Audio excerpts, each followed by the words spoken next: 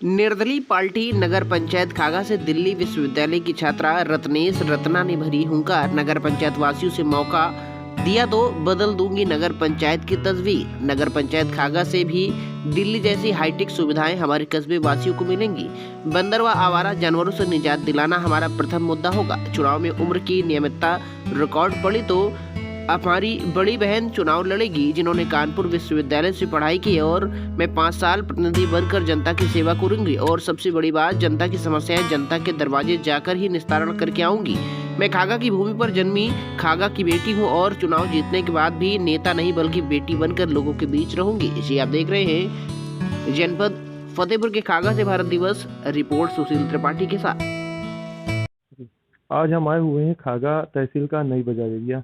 यहाँ से आपने एक नाम सुना होगा, रत्नेश सिंह रत्ना, जो कि समाज सेवी भी हैं। और अभी तक जो इनकी उम्मीद है किस पार्टी से आ रहे हैं ये कुछ कंफर्म नहीं है, पर उनसे आज हम मिलेंगे और जानेंगे कि इतना कम समय में, हालांकि जो उनकी पढ़ाई की योग्यता है वो देखने में बहुत अच्छी मिली। इन्होंने दिल्ली यूनिवर्सिटी से पढ़ाई की है। आज हमारे साथ सीधी जुड़ी हुई है, इनसे बात करना चाहेंगे। जी, पहले तो आपका नाम जानना चाहेंगे। जी, मेरा नाम रत्नेश रत्ना है। मैं खागा नई बाजार की निवासी हूँ। मैं यहाँ पे चेयरमैन पद की उम्मीदवार हूँ और ये मेरी दीदी है। इनका नाम क्या नाम है अंशु आपका? प्रभा है। मेरा नाम अंशु प्रभा है। हम मैं भी यहीं रहती हूँ, नई बाजार में ही। जो चुनाव का माहौल बन रहा है खागा नगर पंचायत का, क्या लगता है किस पार्टी से आप टिकट का आवेदन कर रही हैं? अभी तक कोई आपने पार्टी चूज की? नहीं, पार्टी का आवेदन नहीं है। मैं यहाँ पे एक निर्दलीय प्रत्याशी के रूप में हूँ।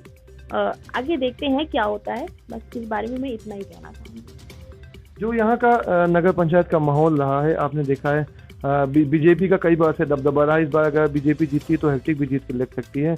इस बार क्या लगता है आपका, जो अगर आपको जनता ने चांस दिया तो क्या बदलाव, कैसे क्या कार्य करेंगे नगर पंचायत में? मैं यहाँ पे बदलाव कई मुद्दों में चाहती हूँ कि मेरे अपने कई मुद्दे हैं। यहाँ पे मैंने घूमा, गांव देहात घूमा, अपना खागा घूमा। मैंने उस पर मुद्दे बनाए कि हमारे यहाँ पे प्रमुख समस्याएं क्या हैं। जैसे मुझे खागा नगर पंचायत में बंदरों की समस्या बहुत बड़ी है। लोग इस पे घर पे अपना कपड़ा तक नहीं सुखा सकते हैं। लेडीज हैं, अपना सुखन तक नहीं डाल सकती हैं। बहुत सारे ऐसे एक्सीडेंट हुए, बच्चों की मौत भी हुई। अस्पताल चले जाइए, डेली 2 से 4 बच्चों को काटा हुआ होता है। आप ठेले वाले के बारे में सोचिए, अगर सब्जी या केला किसी चीज का भी लगा है, मान लीजिए केला का ही ठेला लगा है, 2 से 3 दर्जन अगर बंदर ले गया, बताइए क्या कमाएगा, क्या खाएगा। तो ये सब दिक्कतें सोचते हुए अगर मैं अध्यक्ष पद पे बनती हूँ तो यहाँ से बंदरों को मैं, क्योंकि बंदर है, इन्हें भी जीने का अधिकार है, तो इन बंदरों को मैं चित्रकूट जैसे जंगल में छुड़वाने का काम करूंगी ताकि यहाँ के लोग सुख शांति से रह सकें। आवारा जानवरों को भी तो बड़ा मुद्दा है। बिल्कुल, मैं उस पर स्टेप वाइज बात करना चाहती हूँ। हाँ, हमारे आवारा जानवर हैं, उस पर बहुत सारे वो इंसानों का एक्सीडेंट होता है, किसानों का बहुत बड़ी मात्रा में उनका नुकसान हो रहा है। तो ये सब दिक्कतें देखते हुए इनकी एक समुचित व्यवस्था करवाई जाएगी, जिससे यहाँ रहने वाले लोगों को तकलीफें ना हो, तरह तरह की जो भी तकलीफें हैं वो ना हो। और आपकी है रोडें बंद तो जाती हैं, अगर कहीं पे गड्ढा हुआ तो वो 1 महीने में रिपेयर होगी कि 1 साल में, इस पे किसी का कोई वो नहीं रहता है कि कब ये रिपेयर होंगी, कब बनेगी। तो मैं अगर पद पे पहुंची हूँ तो ये चीजें मैं चाहती हूँ कि तत्काल चीजें हो, भी कार्य हो वो एक अच्छे तरीके से हो, एक क्वालिटी वाला कार्य हो। आपकी नालियां बन जाती हैं, उस पर कभी सफाई नहीं होती है। टाइम से सफाई होनी चाहिए। मच्छरों का बहुत ज्यादा प्रकोप है। मैं चाहती हूँ कि मच्छरों की दवाई नियमित रूप से छिड़काव हो, जिससे हमारे रहने वाले लोगों की एक तो समुचित व्यवस्था सही से हो सके। और हमारे यहाँ बहुत सारी ऐसी चीजें हैं, जैसे कि आप देख लीजिए कि लाइट की व्यवस्था होती है। मैं यहाँ पे लाइट की व्यवस्था पे चाहती हूँ कि जो भी शासन द्वारा लाइट लिखित होती है, 16 घंटे या 18 घंटे, मैं चाहती हूँ वो लोगों को मिले। जब मर्जी तब काट देना, जब मर्जी देना, जो एक कंडीशन बनी हुई है, मैं चाहती हूँ कि एक व्यवस्था सही तरीके से लोगों तक पहुँचे। अगर हम लोग पद पे पहुँचते हैं तो ये व्यवस्था मैं ऐसी करना चाहती हूँ कि लोगों को लाइट अगर किसी कारणवश हार्ट होती है तो लोगों के मोबाइल नंबर रजिस्टर्ड होते हैं।